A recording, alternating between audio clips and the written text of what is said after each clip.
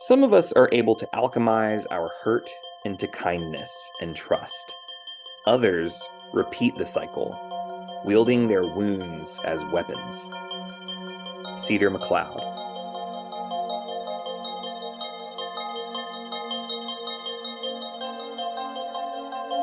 The Dragon Pod, from Bending Not Breaking.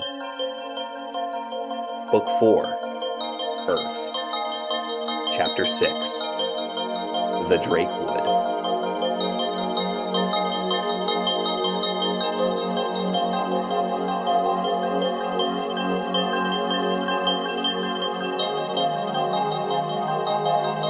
Welcome back to another episode of The Dragon Pod. This is Ben Pruitt, your host for The Dragon Pod, and I am so thrilled that we get to talk about, I think that's my word of the season, thrilled. I say, I don't know, I think it's just habit for me to say that. Anyway, I digress. I am still very thrilled that we are talking about the Drakewood today. It's a really incredible episode, and the tensions are high. And in order to unpack that, I wanted to make sure we brought in someone that was able to kind of get into the mind of some of the core characters in this episode. With that in mind, we have an incredible guest today. You have heard her voice before on our podcast back in June, but let me go ahead and introduce you to Rena Anakwe. She, her pronouns, and is an interdisciplinary artist, performer, poet, healer, and she works primarily with sound, visuals, and scent. And it's just a really neat, cool thing that she does with all of the various things that she incorporates into her work. And so she explores intersections between traditional healing practices, spirituality, and performance, and creates work focused on sensory-based experiential interactions using creative technologies. And she is perhaps most known to our listeners as the voice of Janai in The Dragon Prince. And I'm just so thrilled to have you here today, Rena. How are you? I'm doing all right. How are you? Thanks for having me back. Yeah. Oh gosh, it's my pleasure. I'm well. I'm encapsulated in a big blanket because it's just a little chilly and I'm loving it. I don't like turning the heat on because that costs money. Okay. I But know we talked about heat, and I'm like, you have no heat. I have too much heat. I'm wearing shorts in my house yeah. because Yeah. it's past toasty. We are roasting over here, so Pros and cons of the heating establishments that exist. exactly. I guess it's pertinent, I guess, as a the voice of a sunfire elf. It makes I sense know. to be warm, right?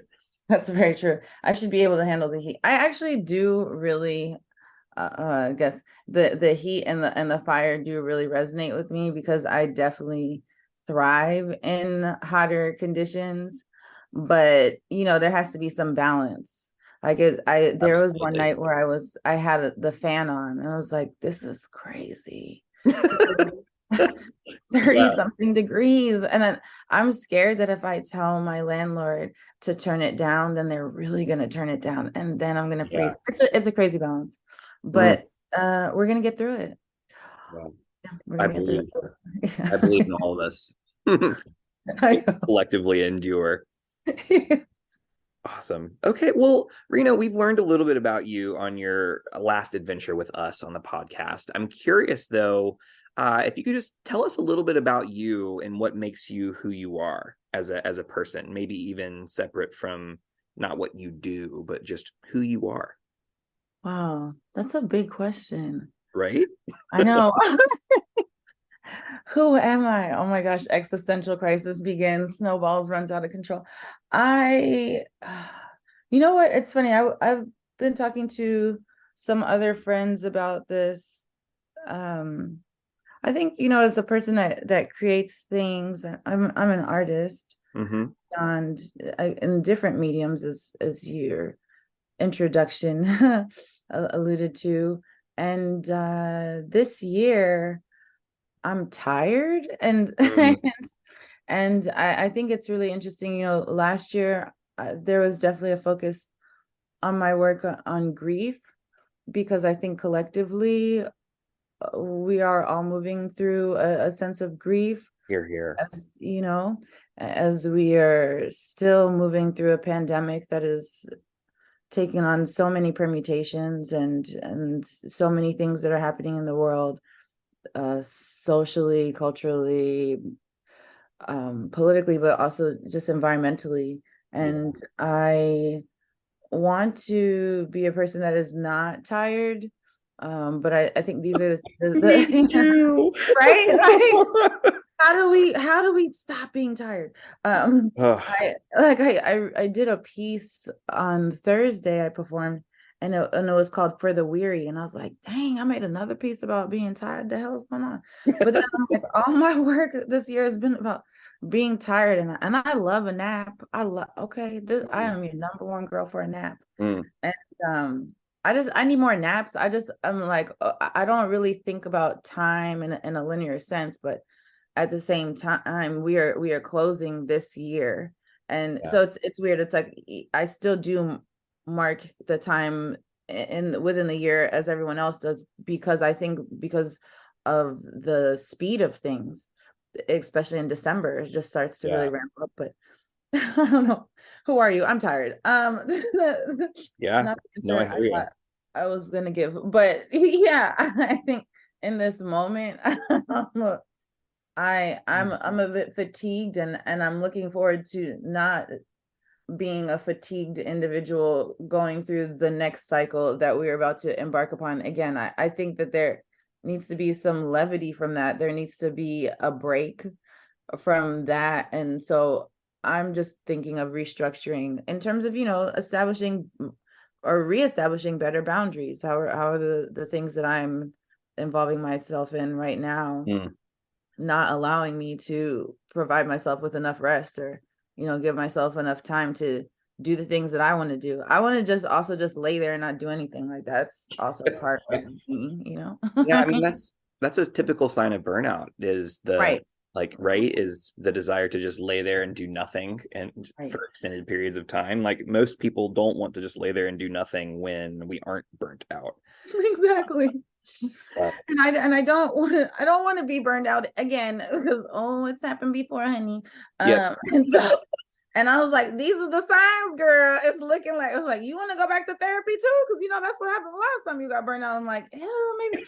And then, it's like, You're speaking my language. okay, I'm like, is it just me? It's not just me. I'm not the No. only one. It's like we're all a little frazzled.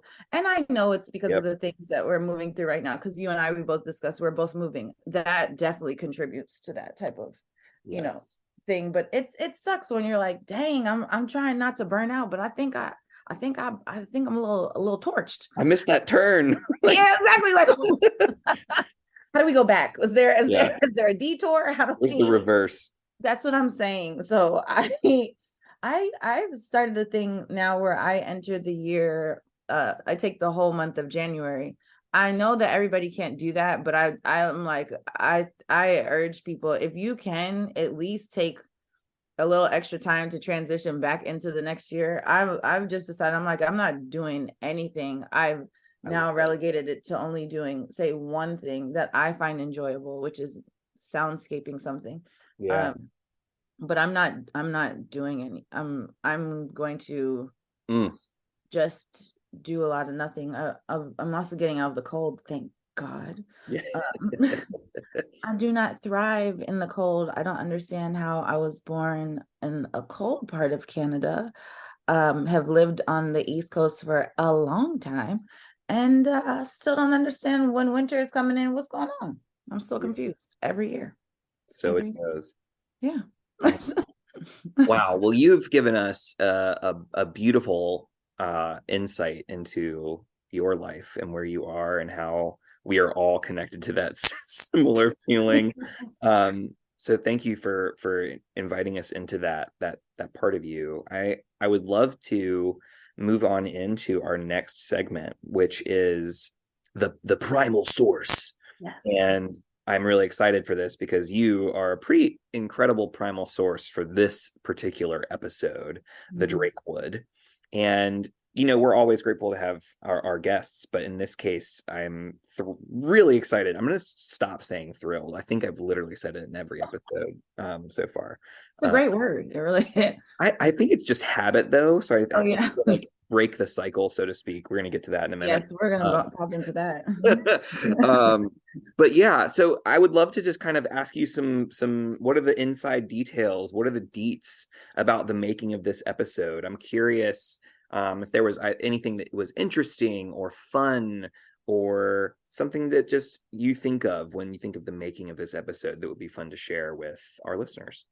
I think for me, I really always enjoy, or I have enjoyed getting to act alongside Luke, because Mm, Luke and I didn't actually interact. Our characters didn't interact initially when he was King Harrow, right? And so yeah.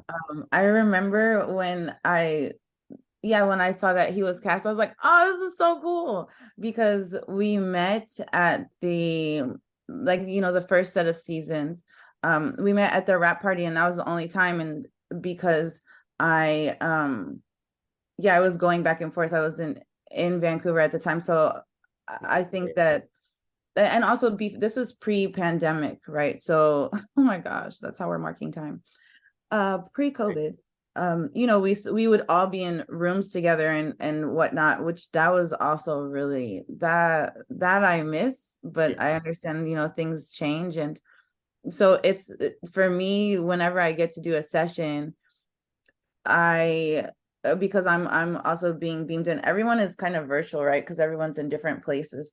And so, but when I get to act with Luke, I find it really exciting because we're able to play off each other really well. He Yeah. has a really great energy, and also just in general, we like to joke around beforehand. So Oh it's yeah. always, it's always really, but it's always just such a pleasure to get to work with him, because he's quite expressive, just the way that he takes on his characters. And him as Korean, he's pissing me off. Like I Yep. really just like I just, yeah.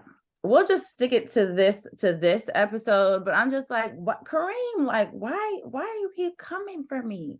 Like I Yeah. just, you know what I mean? I especially I've really just, at this point, with where Janai's evolution is going, I'll call it that. Her evolution, we're now a queen. We're not a knight anymore. And there's so much responsibility and so many things that she's trying to change, right? And to have the one, like, closest, the only blood relative that I'll say she has left, Yeah. creating this friction. Like, it's like, dang, like I'm over here, we're just trying to keep it together. I got my fiance over here, then I got my brother doing these things, and I'm like, I just don't even understand. But I think that the thing that I really do like about just like this episode, and the writing, all the time, the writers just do such an amazing job, is Absolutely. that they just give so much to work with in terms of building that Yeah. relationship, because you can really see how the relationship is. He's very much traditional, she's trying to enter into this new world where it's like, hey, we're all being considered, we're thinking of people in a way. I was thinking more along the line of restorative justice, Yeah. thinking of ways to not be a ruler where you're just lording over people, but you're taking their holistic being into account, and trying to build a better world where we can all coexist with each other, which isn't that what we all want, Yeah. so yeah. Yeah. So I'm just revisiting this initial thing that you said, and then I think I'm gonna bring that into the next part. It's kind of interesting to listen to everybody's all of the voice actors who have commented on the making of the episode, that they all commented on the shift of being able to when it went into COVID times, having to not be in the room when recording, and missing that element of it, and being able to play off of each other was something that was missed, and something that happened. And you're kind of commenting on being able to be in community with Luke while doing this work is really beautiful as well. So it's interesting to see the through line with all of you about what you kind of appreciate about doing this kind of work with others and how important that is. Yeah. So that's super neat to just kind of connect those dots between all of you. And then you kind of really provided this background into what Janai is going through. And this kind of really ties into our lens for the day. And so I'd love to kind of pick your brain about what our lens is, which is we're talking about cycles today. And in relevant to all things, like what does it mean to start, break, transform cycles, and what cycles do we see in this episode? But before we get to the episode, I'm curious, like what does cycles and what does that evoke in you? What does that word mean? And then what is your relationship with cycles in your own life? Definitely. I think that for me, when thinking about this lens, it brings up, the things that have come before us Mm, and that can guide us, but then also the places in which we're going, and whether or not repeating the things that came before us will serve us and serve others in positive and affirming ways. And if not, what are the ways in which we can choose to change those things so yeah. that they do support us and that they do provide a better future, not only for us, but for the folks that are coming after us, the folks and the beings in this, in this, in this world, the folks and the beings that are going to come after us. Like, what are the ways in which we can create new cycles, or we can elongate the ones previous to us, I think is really how that shows up. And even in my own life, I think it's a similar thing too of, are there things that I am carrying on, whether it's in familial context, whether it's within friendship, that are positive things, or not only positive, are these things that are actually lending to my life in a way that is elevating it? If Yeah. not, what are the things that need to be changed? Am I repeating things that are this, I guess the definition of insanity, repeating the thing over and over again and thinking you're going to get a different result. Am I Yeah. Yeah. doing that? Or am I actually making a change? Am I trying something new? Is it worth trying something new? So I think for me, that's what cycles mean to me. It's also interesting to connect this to just when we were learning about you, right? This idea of we were talking about burnout has kind of been a cycle, right? And this idea of this description that you offered was I'm tired. It's a new year. We're going to rest. And then I'm back here all over again. And then I'm back. And when I get back here, you marked multiple things around these are the things that worked for me in the past to address it. Like I saw a therapist. I did like, you know what I mean? And it's interesting to me how sometimes we live into these cycles without even recognizing that they're cyclical, right? Mm-hmm. We think that it's over when in reality we've just just gone back to the top and started over. And I think that unless those things are kept in check, they will remain cyclical, um, for better or worse, right? Yeah, definitely, definitely. I completely agree. And it's interesting too, sometimes we already, like you said, we already have the solution. Like I already have the solution. This happened before, so what's different? But I think though, again, because of the way that time has passed, because the first time that I experienced burnout, this was pre-COVID. I think that the reason that this is happening now, and it's not only me, while before when it was happening, it was kind of just what I was going through, and Yeah.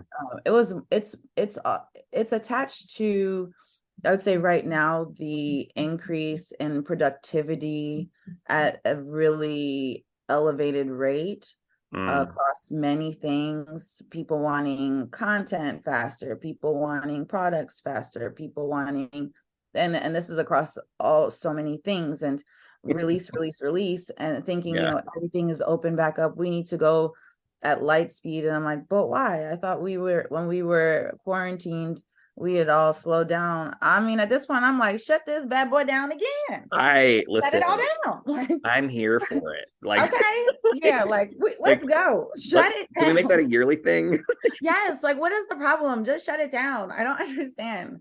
The Yeah. Europeans figured it out, didn't they? They just shut it down in the summer. America just likes to keep going. Yeah, and it's really like it definitely and I think I'm not articulating this well. I don't there are so many words to attach to this, because I think what COVID did for a lot of people was it threw into sharp relief what how things could be. Mm-hmm. And for many, that was so attached to something that was not a positive experience. Right. And so pausing was experienced as terrible, because we were, one, forced into it, two, a lot of people lost work and lost jobs. Like, our economy, our nation, our country is not structured for rest. Right. Absolutely. And right. And so when we were forced to do so, it was experienced as highly problematic. Right. When in reality, like, the earth was like, oh my gosh, this is what it's like to not have smog. And then like, and me, like, I was like, well, this, because I can only speak for me. I was like, oh my gosh, I am resting. I'm receiving, unemployment, which frankly was more than what I was making Okay, that was while not a employed. terrible Like, time for a like lot of people. That was actually it was people were incredible. doing pretty all right. Yeah. Yeah, No, I completely agree. It's us, there's levels to it. I'm not going to say it was all absolutely. positive. I think that we No, experienced terrible things, massive death on such a great scale and such a small grief. amount of time, and grief that is still reverberating and being processed as we speak by all of us.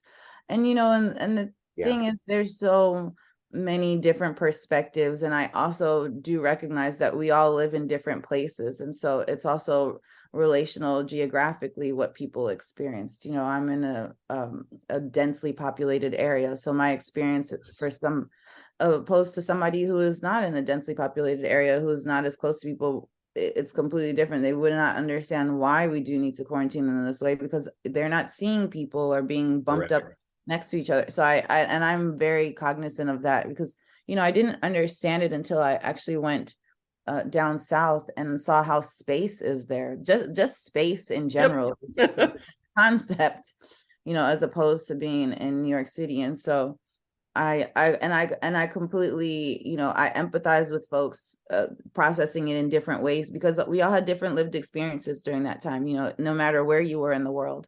Absolutely. And but I definitely do think that a lot of times we do have the answers right in front of us, but because we are almost trained into thinking in really small ways, because that's a way in order to exert control over the masses, we don't think about dreaming, and we don't think about radical thought in ways where we can care for ourselves, we can care for each other, Yeah. and just ways to exist and be that are not too far out from what we're doing. It would just be a change, instead of going into a traumatic state every single time and Here. then wondering why did this happen again? It's like, oh, or I could not do this thing. Yeah. Or Say no. uh, Yeah. Or that.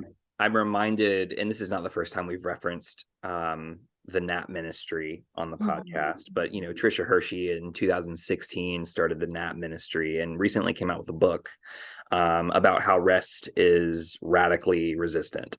And I just want everyone to consider checking that out, if only to check out, a different way of life and embracing rest. But before we dive too deep down that rabbit hole, I want to move on to our next segment, which is making sure that you all are prepared as listeners for what we're going to be talking about today more in depth right after this, which is we're going to recap our episode in a quick, short fashion. So I'm going to put 30 seconds on the clock, Rena, and you're going to have all of that time to remember everything that happened in this episode. Oh my gosh, no pressure. No pressure at all. I will count you down from 3, and then I will tell you when you're done. All right. Sound good? All right. 3, 2, 1, go. Okay, so basically this episode opens up with the fact that Soren still has not returned and Rayla has discovered that.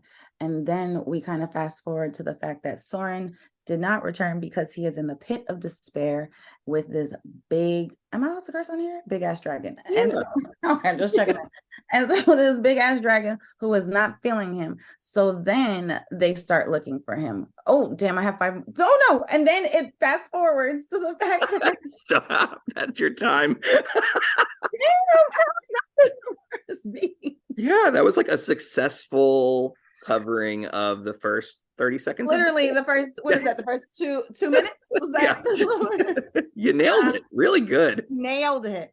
Dang it. I do know what happened in the episode. I swear I do. I do. I believe you. Yeah. All right. Let's I'm gonna give it a shot too. Will you count down? I hope you do better than me. That was horrible. Yeah. No worries. Will you count me in? Yes, I will. Okay. 5, 4, 3, 2, 1. Okay, so Soren plays with the Drake, and then Zim shows up against Mom's rules, and then like Ezran's powers are way more developed, so they look for Soren through Zim, and then Earthy Elves try to catch Zim, and then Nathan is all doom and gloom, but strangely upbeat at the same time, and then volunteers to guide them into the pit of despair to Rexy Boy. And then meanwhile, Kareem like makes some solid points, and then Amaya's super insensitive, and then Janai's like, to the horns, and then Kareem says killer, and Amaya says she's guilty, but show compassion, and then Janai breaks the cycle and violence, and then takes Kareem to the sunset. 30 Oh, seconds. yeah, dang. Good. So close. Wow, you're good. I mean, a little bit of practice or whatever.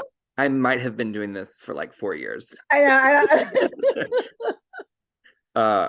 Yeah. Oh my gosh. Okay, I gotta get this together. No worries. We did it. And everyone who's listening to this has probably seen this episode like 7 times already. So it's really good. It's a really good episode. Yeah. If not more. Okay, so I can't wait to dive into this discussion on cycles. I'm curious, what is a moment that you want to go to discuss cycles?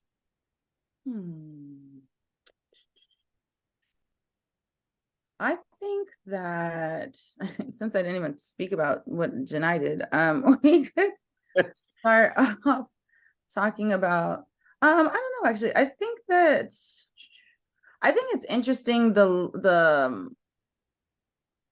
first I do think it's interesting the when Zim gets captured. To me, that's also a good place to start, and then we can transition into what's happening on the other side. But I think it's interesting what happens with, I'm so bad with names, I'm not gonna lie. The little one with the little yeah, exactly. I was like the little Australian accent, but I'm not sure if he's Australian because they're in the woods, you know what I mean? But I think like him, he's trying to break a cycle right there in terms of he recognizes, I'm not really good at this, and I don't really think that this is a humane way to be treating these dragons, and I'm not really sure that I want to go into this, but this is what I'm supposed to be doing, and is fighting for that because he thinks that this is the way that everyone else is treating these dragons in this way, overpowering them, using them as their as their labor, and exactly. and treating them in ways that are not synergistic to them living together. The fact that the dragons talk to so they're active, like they have active interactions, you know what I mean? Not those dragons, I don't know if those dragons do speak because we haven't gotten into that, but the fact that like they're living amongst them, but they're still being treated as they're enslaving them, which is wild, so I guess that's my question, right? Is what are these dragons capable of? And it's a question that's not like entirely clear, like at least based off just the show, around like, are all dragons eventually going to talk, and or are there some dragons that do and some that don't? And someone basically said that, so that and by someone I'm like, it could be true or false, but like the only thing that determines whether they can talk or not is age. But also this is the Drakewood, right? And I wonder, is there a difference between dragons and drakes, like there are in other lore, right? Where Right. there is a difference. And Right. so, who knows? Regardless, I think it is what you're speaking to with Nathan is really interesting because it is often, right, that cultures have certain traditions or ways of life that this is just how we've always done it. Mhm. And when someone who is often will be a child that says, I don't like this, I don't want to do it, it is often like punished, right? Right. Right. Out of them. And we don't necessarily see that with Nathan. All we see is Warlin, who is the other, like the big beefy Yes. Earthblood elf, um, like saying this is how it's done. But I'm curious how Nathan has been treated by other Earthblood elves in response to um, not being not wanting to be a part of that cycle. Exactly. And I think it's interesting too, the fact that this is happening in a group where also Rayla is there, right? And she also has Yes. the same um and constant struggle, or has had this internal battle of I'm not a killer. You know what I Yes. mean? And so it's a very similar as you say, cycle that is happening where you're having these younger elves and younger beings. Actually now I'm like, oh, and also for Janai as well. Yep. Like We're everyone. having these, yeah. Well, how about that? But yeah, you're having this younger generation starting to question the ways in which they're being taught and are learning to live with the other beings and other people that are in their realm, and that they're Yeah. living alongside of. Like, why are we enslaving these dragons? Why are we killing these humans? Why are they our enemies? I Yeah. think they're starting to question things and wonder because they are having intimate interactions with each other where they're like, well, we're getting along, so why would I hate this? Yeah. Why would I hate you?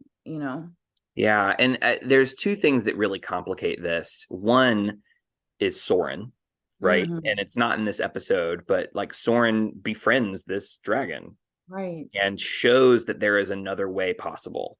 Right. And that like really complicates this because it's one of those things where I also think judging a culture only based off of one interaction or scene is really problematic, right? We have no idea what their history is with the Drakes. We have no idea how long this has been going on or the nature of this. Is this a one-off group of Earthblood elves that treat them this way? Like there's so much that we're judging an entire race on based off of this interaction.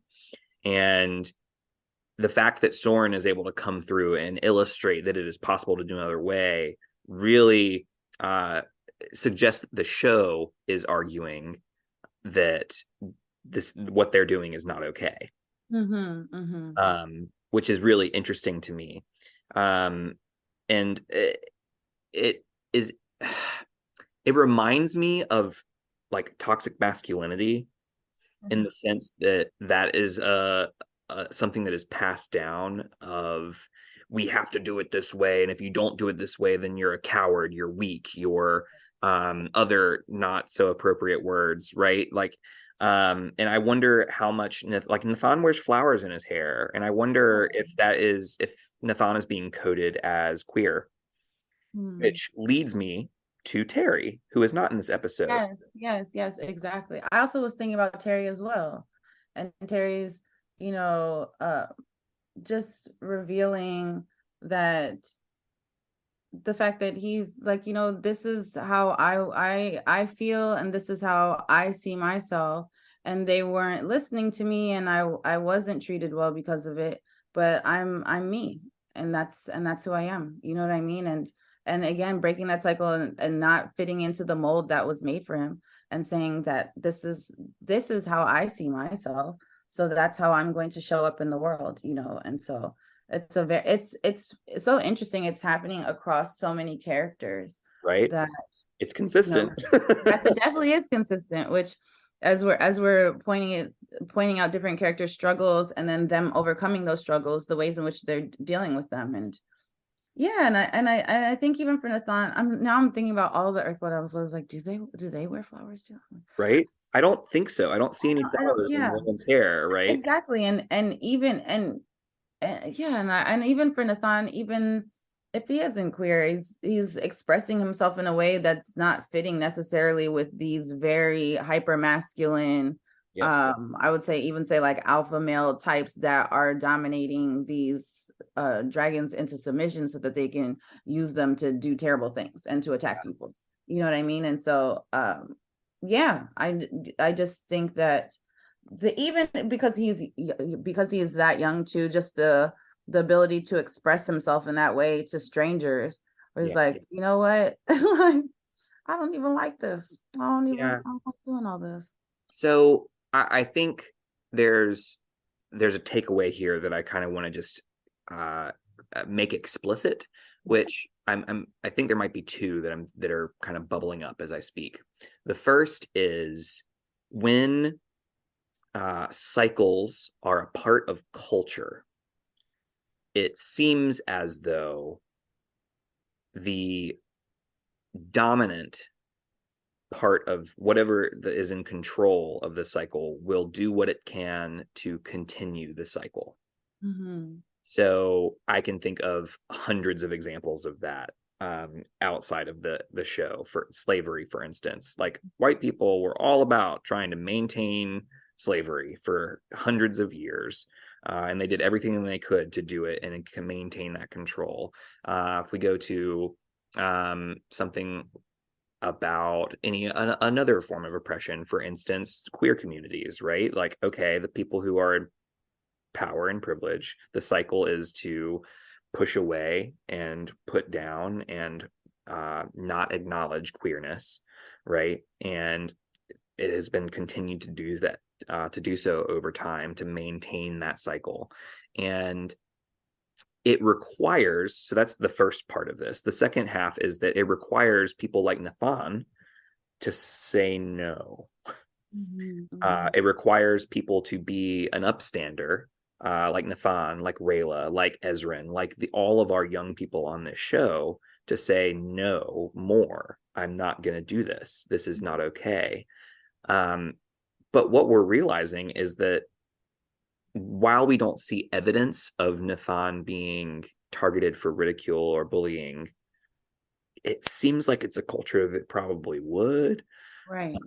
And so those are kind of my two, like, I'm walking away with, like, okay, recognizing that dominant control will continue, like aim to continue the cycle because it works for them. Same thing with capitalism, with burnout, right? Like, it's like, if you Right. keep doing it, we're going to keep milking you for it. and, Exactly. and then the second half is it requires us to say no and say I'm done, and often that is at the cost of the people who have to do it, which sucks.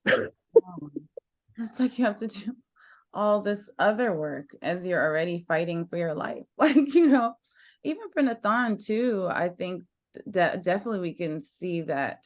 I think he's also in the position where, well, you know, well, the expectation is that I have to do this. So I have to do this because he's so adamant and so aggressive about, no, this is mine. Yeah. Even as they're telling him, well, you know what, like actually this dragon isn't for you, and we understand, but I can definitely see him being a character that's like, well, I'm gonna just force it even if I don't want to do it, until I don't have to do it anymore, or they won't notice, you know, and then there comes a breaking point when you get older and you're like, I can't do this, or you just been living a lie the whole time, right? And Yeah. so I think too, it's funny to me to see how bubbly he is when he's just taking them on a tour. Maybe Nathan is just a tour guide. Maybe he is just the keeper of the secrets, and that's what he needs to be doing, not knocking down dragons and being mean and flying them around and capturing people. Like that's also but that's also crazy too, right? Because again, we don't know how the whole Drakewood is Exactly. managed. We just get a glimpse of it, of course, through Rayla, like in terms of her telling them, you know, this is kind of how it is over here, and this is what goes down. Yeah. And people typically don't mess with these elves because they are known to do this. But at the same time, they might have only it's like a section of them do this. It could Yeah, be a whole, like, evolved tribe of elves that exactly. do other things. And also there's something about them being stewards of this forest. I think that also needs to be recognized, right? They are there for a reason Hmm. too, because they are protecting this nature in a way, right? So that's also Yeah. something. I mean, that's a question. Like, this is the uncharted forest. Right, What is the purpose of keeping it that way? right, right. And is there a purpose? And is there a purpose larger than we just don't like other people? Like, Right. which Yeah. it seems like there probably is, but we just don't know Yeah, what that is. So exactly. yeah. Wow, that was a really cool conversation. I didn't even write that down in my notes, so I'm really just appreciating you lifting that up. That's awesome. What's another moment that you want to talk about? I definitely think that the tension that is building between um, Kareem and Amaya is necessary to be noted, because it's it's very difficult. The Janai is trying to balance not only her responsibilities as queen, as her people are now living in disarray, because everything was torched in that big ass battle. Yeah, ass battle. Yeah, yeah, right. Like, okay, like the battle of the century, and yeah, and they're living in a refugee camp, and they're also living with humans, and this situation that has now happened is horrible for everyone, because it's creating even more tension that has already been brewing. And it's also this is the beginning of seeing how Janai deals with things. I think, Mm, how what type of ruler is she, what type of queen is she, what type of problem solver is she. yeah, And I just think about too Kessa, the way that Kessa dealt with things, right when I he's saw different than Janai. yeah, a bit different. Like you know, and I think that's also a huge adjustment. You have to think about the adjustment that it is for the Sunfire Elves, because they were used to operating in this way, which, from what is being said by Kareem, was the way in which their traditions were being held up. But the thing that I will say about Kessa is that Kessa did listen Yeah, to Janai. yeah, That was the thing about with her ruling style, is that she definitely had was a very strong ruler and very adamant about keeping certain traditions and keeping humans out. However, when Janai brought up something, she would say, okay, you try it, and if what you said doesn't work, then we're killing them. So that's it. So I think that it's interesting to see the extremities in the family, where Janai is on yeah, one side, Kareem is on the other side, and Kessel was kind of in the middle, actually, which yeah, I was surprised to realize that. I think when I saw her pick up the crown, I was like, oh my gosh. yeah. Yeah. No, that's fascinating. I think that the apple doesn't fall far from the tree, and yet you can fall to two different sides, right? Right. Right. Um, and so that's really interesting that you're kind of showing us that. The thing that's really tough for me to navigate around this is Kareem makes a lot of really good points Yes. in his arguments to Janai. He's right. Like, there would have been rage. Janai would have been outraged if someone had put out her mother's candle, right? Like, the amount of like arguments that he's making is well founded, and I think it's the fact that he like is doing in a way that, like, what do you really want from this? Mm. Like, and I don't know that he's asking that question. Like, what does he really want? I think he is going for the throat because he thinks that will make him feel better. And I am entirely like making a judgment here. Mm. It might be very different than this, but it feels that way to me watching, rather than like this isn't going to solve the problem. Like, this isn't going to make things better. And so I'm part of my question for Kareem is like, you're right, but you're also so wrong. And I think that's what ultimately leads Janai to like be like, you're right, we do need a tribunal. You're right. Something bad happened. And we don't have to kill her for it. Right. Which is, it's really hard because it requires that we have to think. We have to really use our head and use our heart and really ask ourselves the difficult questions in order to grapple with these really big problems of breaking cycles. It's not like this or that. It's something where it requires a little bit of both, right?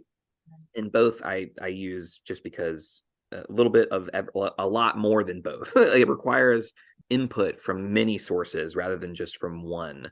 And that's kind of why I really appreciate Janai's response here, is that yes, we need a tribunal, and mercy and compassion are going to help us move into the future. Not, gone are the days where we shed blood for justice. Right. Right. Ugh. It's so interesting too, because that I think that I don't know if you asked me this, but I've been asked this.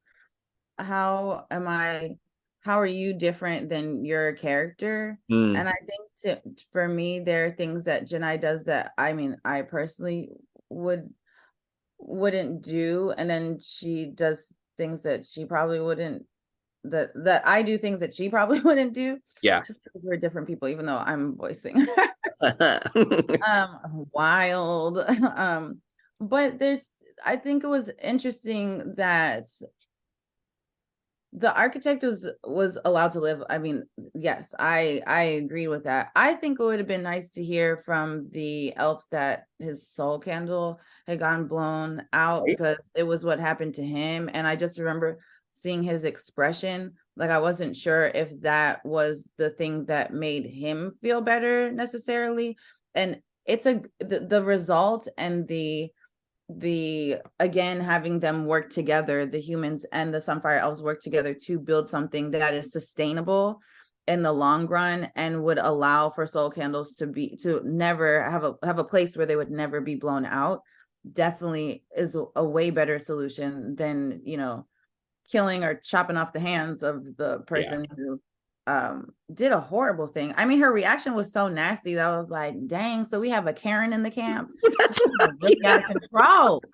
I was like, somebody needs to bark on her, because that's the thing too. I feel like not only just seeing her reaction, I was like, I feel like for a lot of people watching that, they're like, here goes Karen. I didn't know they had a Karen in the camp, and here she I goes. totally wrote that down. I'm not even okay. Yeah, I believe it.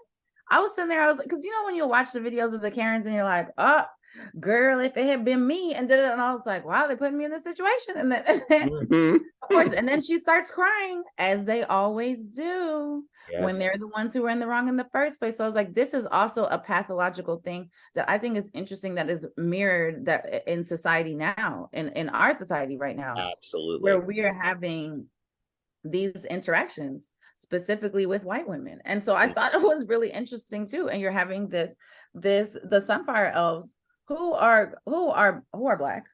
And then you have this white woman crying, was in the wrong, blew out the candle, talking about, you're gonna set the whole place on fire. Meanwhile, this is a tradition. This is a cultural tradition in order to honor our dead.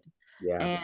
And it was like, it was interesting, looking back at it and being like, whoa, this is exactly what is occurring now. This is what happens all the time. Yes.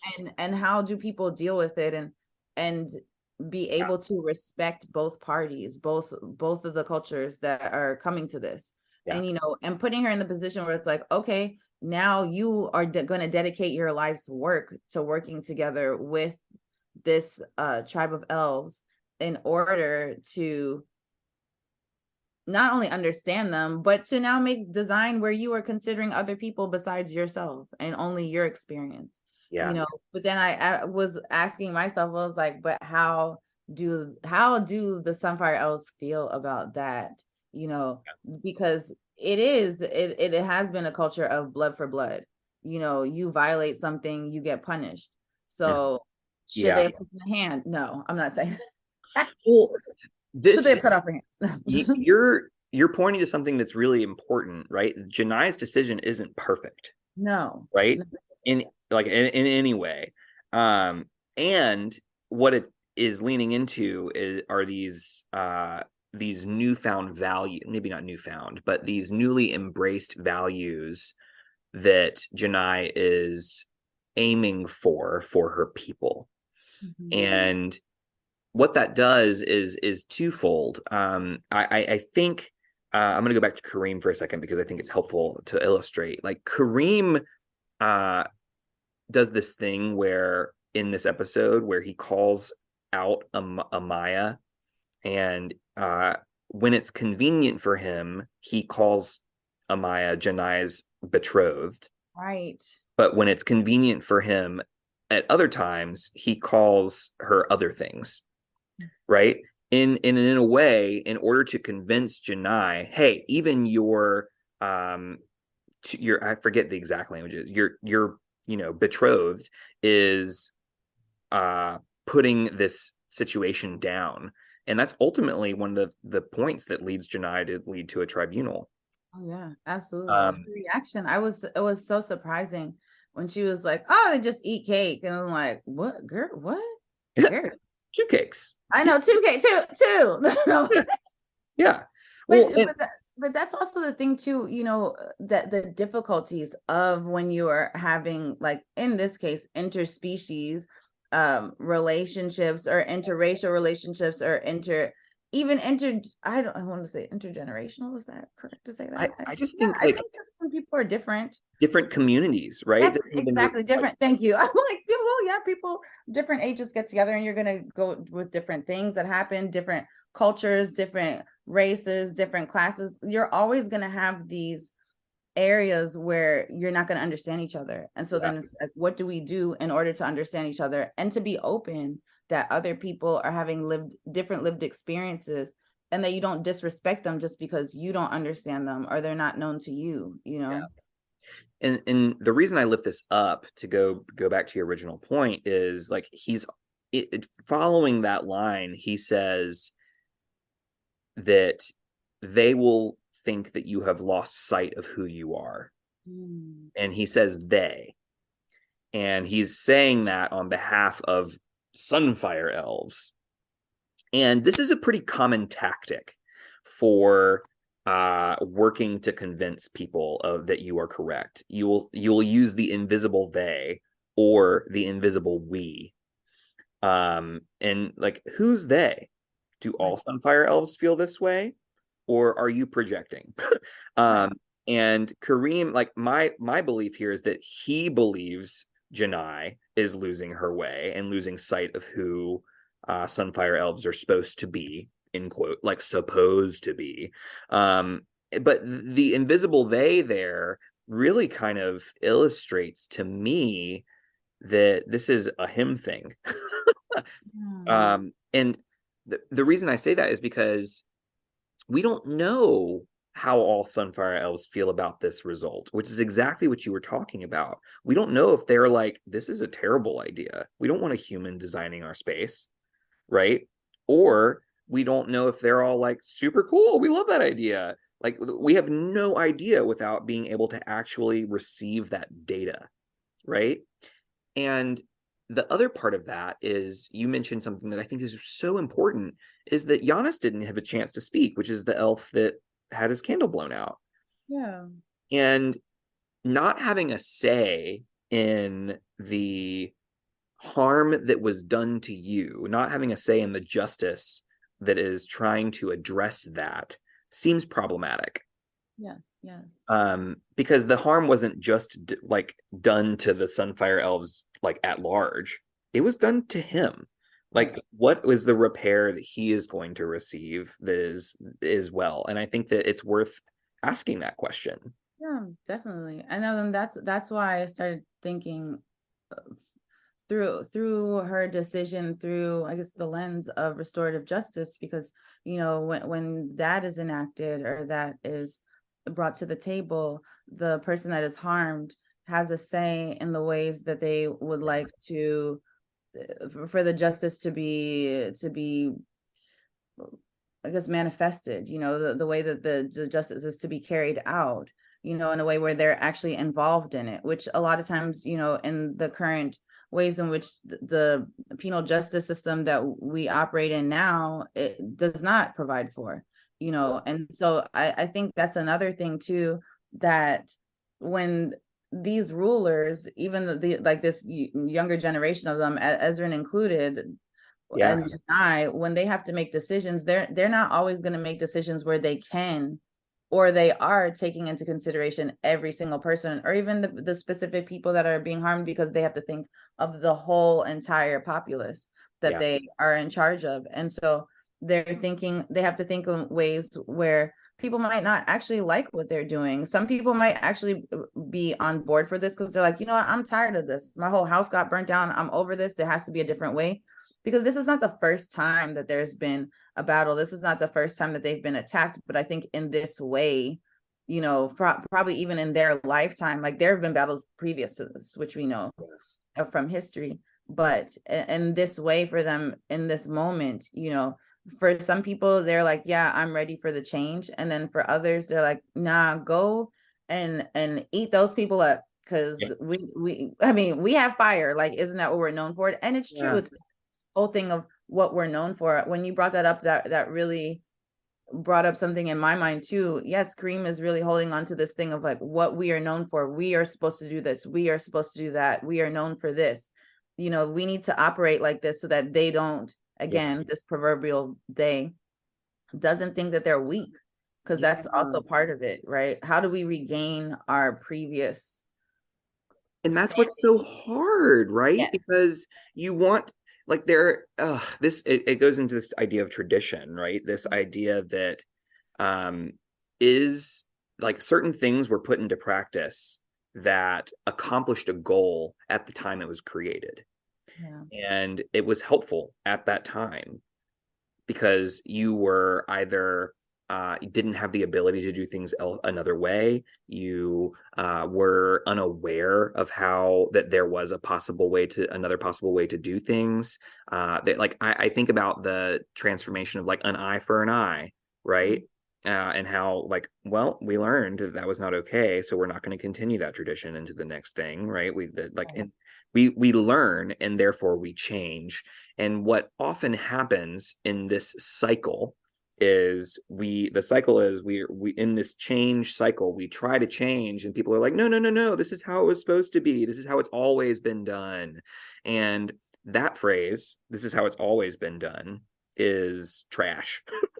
Like, I don't care how it's always been done, right? While at the same time, I so deeply want to honor traditions that are meaningful. Yes. Right. And so there's, again, this balance, this tug towards how do we honor what we are at our core, while also recognizing that the traditions and things that exist in our culture can be very harmful, and we need to change them, right? We've got to learn how to differentiate between the cycles that we're holding on to that are harming us, and the cycles that we're holding on to that are aiding and affirming us. And it seems like Kareem is really holding on to this way of life that is actively harmful, that is actively, like, trying to kill people for crimes. And it's in this penal model that you're offering, or criticizing rather, in what we're seeing is this transformation away from punitive justice, right? And I think what we're also seeing is how difficult it is to transition away from that. Yes, definitely. And I think too, it speaks to identity. These are things that have established people's identity. And this is across the board throughout the episode, is that there are certain behaviors or even traditions that people have been, and I say beings because everyone isn't a person, but that beings in this realm and universe have been participating in, that identify them, because it is very tribal.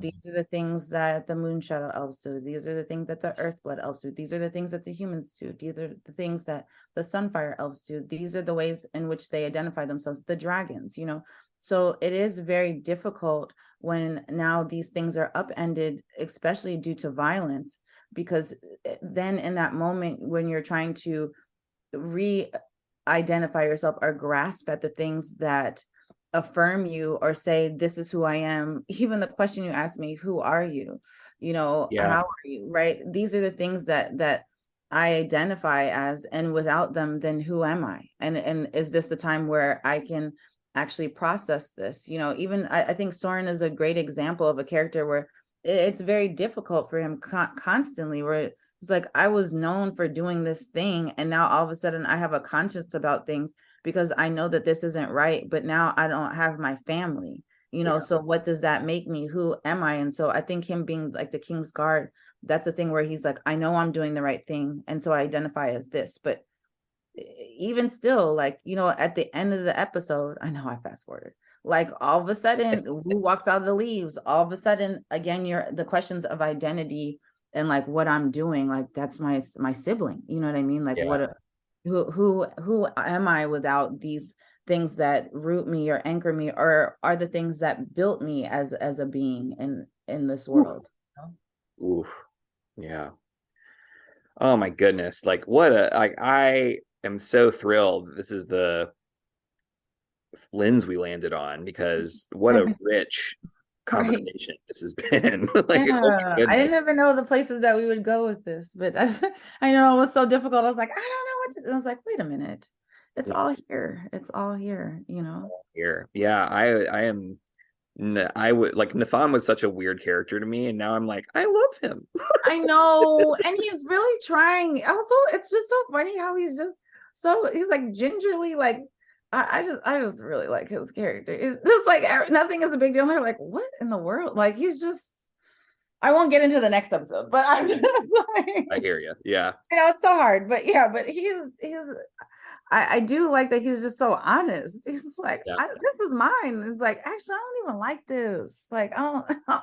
It's a weird experience to be that proximate to blunt honesty. Right, right. And also it speaks to his age too, right? Because only a child could be that honest. Yeah. And that's what I like about him, is the fact that he still has that preservation of openness and innocence, in a way where it's like, everybody is really struggling with these things. And it's interesting to see somebody who might be Ezra's age, or like maybe around it, but the way that they see things are so different because of their lived experiences, yeah.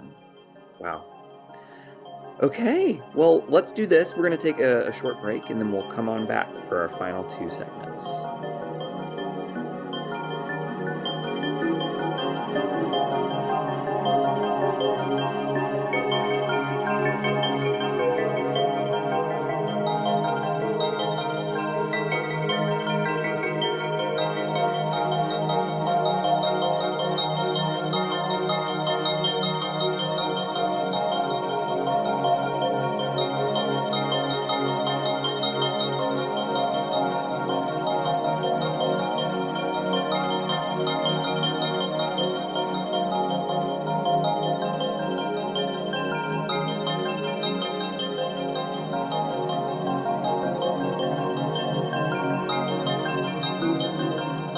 Welcome back, everyone. We're so thrilled that you're still with us. Rena and I are about to tackle our next couple of segments.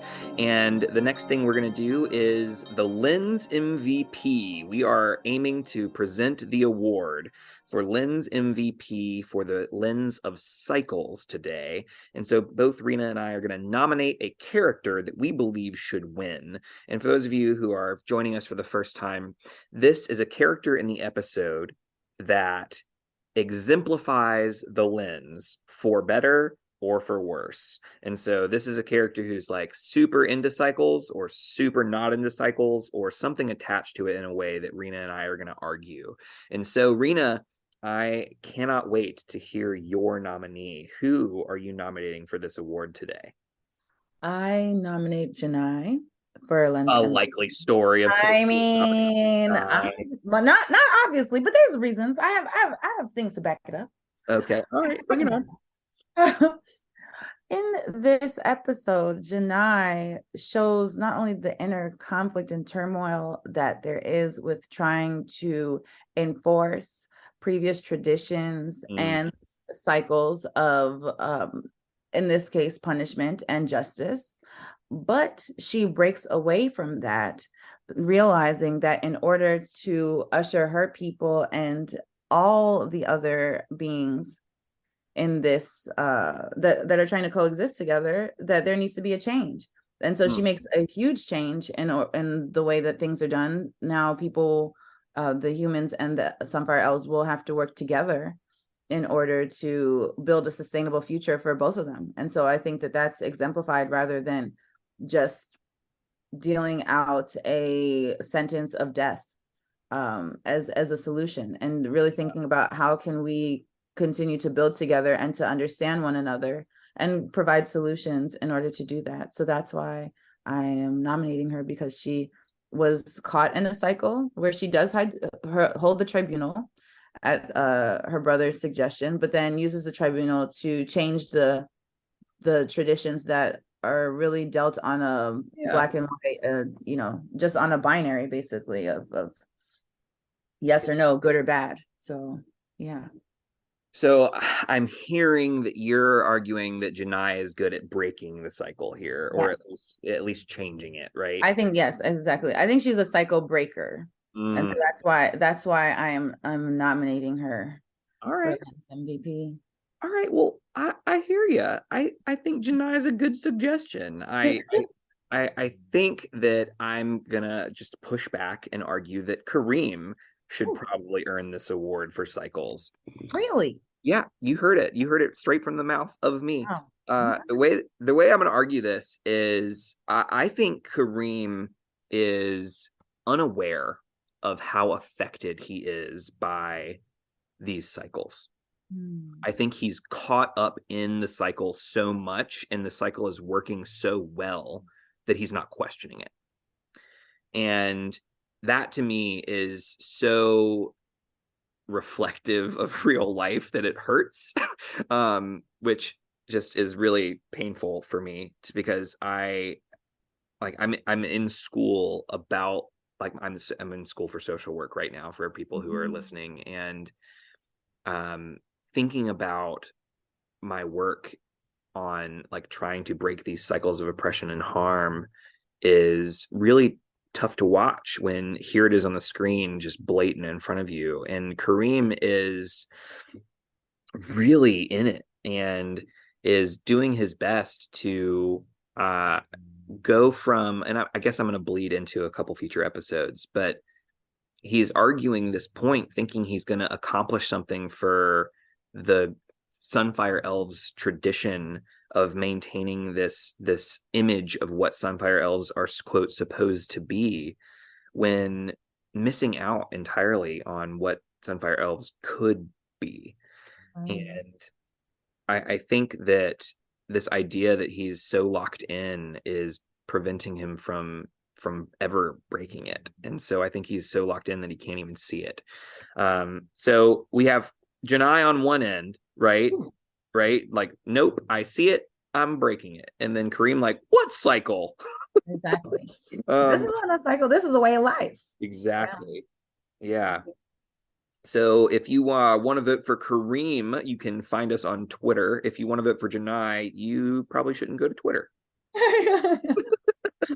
But in all seriousness, you can we'll do a little vote. And so if you believe one of them should win, you should go vote for whomever you think.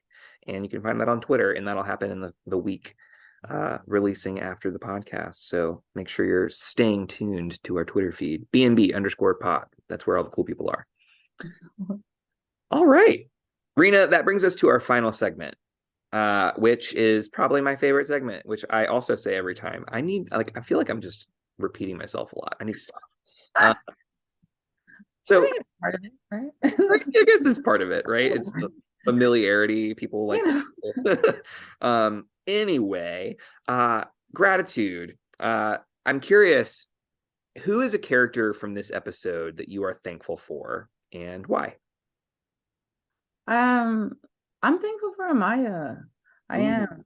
I'm thankful for Amaya because, you know, it takes a lot to admit that you're wrong and to yeah, publicly do it. yeah. And I think it was a really not only a big gesture, but for her to sit back and reflect and be like, hey, actually, this is this is not okay what happened, and my reaction to this was not okay, and I'm going to publicly apologize. And now whatever happens to you, because you went and did something that's actually horrible, without even thinking of the repercussions and the ways in which you affected this other being, like, I think that, you know, whatever happens to you is what happens to you, and you're going to have to deal with that because you chose to be, because it wasn't only that, you know, the architect had said had done this, it was that she was doubling down, and you know, and the fact Absolutely. that Amaya sat there, thought about it, heard what Kareem was saying. I think also the fact that she really took in what Kareem was saying, you know, especially Mhm. coming from somebody who very, very obviously does not like you and does not care for your presence. But she looked beyond that and was like, I hear what you're saying. And the fact that this is a tradition that's been in your culture for probably thousands of years at this point, you know, this is a way for you to honor your dead. Yeah. And, you know, we just laughed at it, like we shitted on it. And I apologize for that. And if she's gotta die, she's gonna die. No, she didn't say that, but you know, Oh, the thing yeah. is that she was also she was like, you know, whatever happens to you, and good luck, you Yeah. know. So I really, I'm grateful for her because it does take a lot to admit that you're wrong, and especially in a public forum like Yeah. that. Yeah. You're kind of reminding me of two things. One is just a moment from the reflection on Soul Candles that was Mhm. published before the season came out, which was it illustrated how personal the Soul Candles were. Like they were created with the scent of the person's favorite scent. Mhm. And like the I just imagine the personal touch that goes into creating that candle, into making it. And then I didn't even think about that when we would discuss them originally, but for some reason, when you said it that way, that came up for me, and I was like, "Oh God, that's such a big deal." Yeah. Um, and so I think that Amaya, I think Amaya's like uh, admission here is also indicative of her trust in Janai, Mhm. because I think that I think you're right. I think she heard Kareem. I think she realized that like she is guilty. She did it. You should do what you need to do.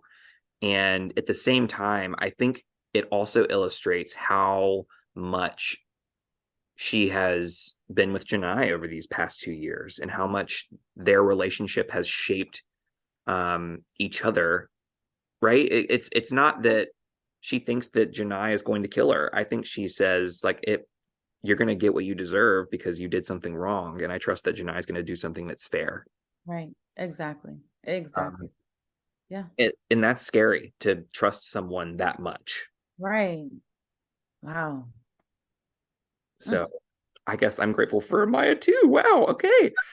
I'm Um, telling you, she was in it like a hidden hero almost. But I don't know, something, the way that she really took everything in and what she said, that really, I don't know, really touched me. I was yeah. like, wow. Yeah. It's yeah, for, and like you said, for you to trust somebody that much where you're like, I know whatever they're gonna decide, it's gonna be Yeah. fair, and it's gonna be just in that way, and it'll consider everything that has happened. Mm. Yeah. Yeah. Okay. I am grateful because of our conversation for Nathan. Yes. I am like all of a sudden just so proud like that Nathan is like pushing back against this culture, this experience, it's the expectation of him that he doesn't want to live into.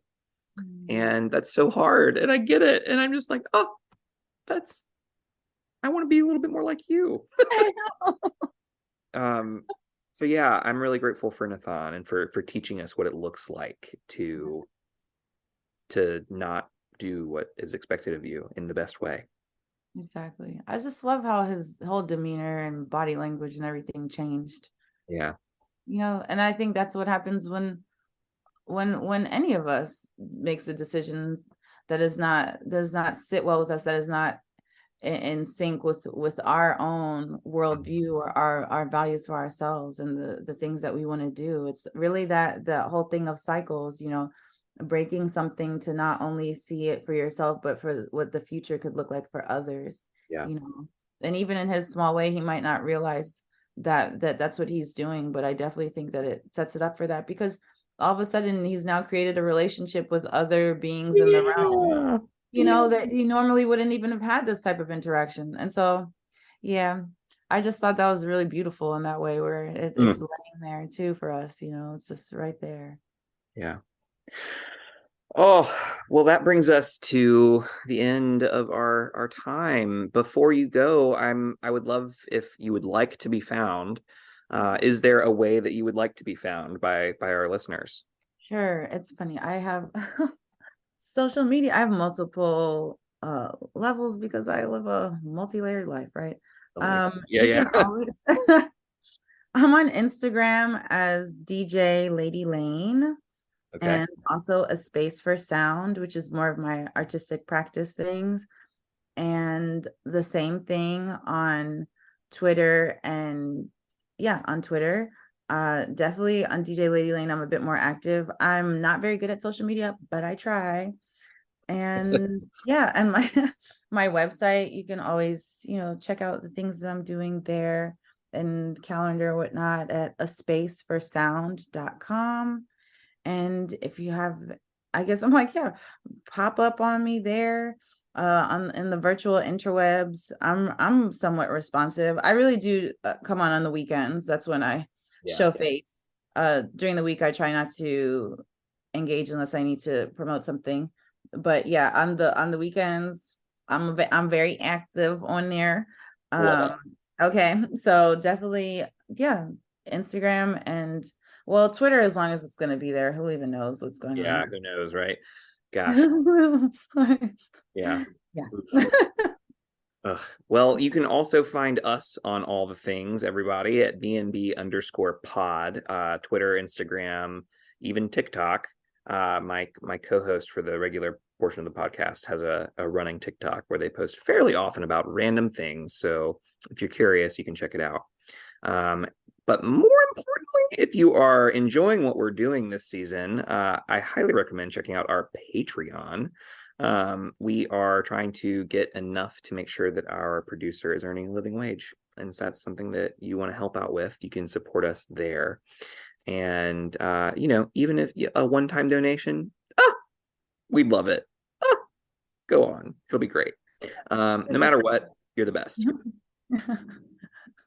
Uh, Thanks to our listeners. Thanks to Rena. You are amazing. Thank you for joining us again. And I guess that's it, everybody. Until next time, be well and do good. Thank you for having me. Thank y'all for listening. And yeah, have a lovely rest of the season, and stay warm, cool, and dry wherever you're at. And take care.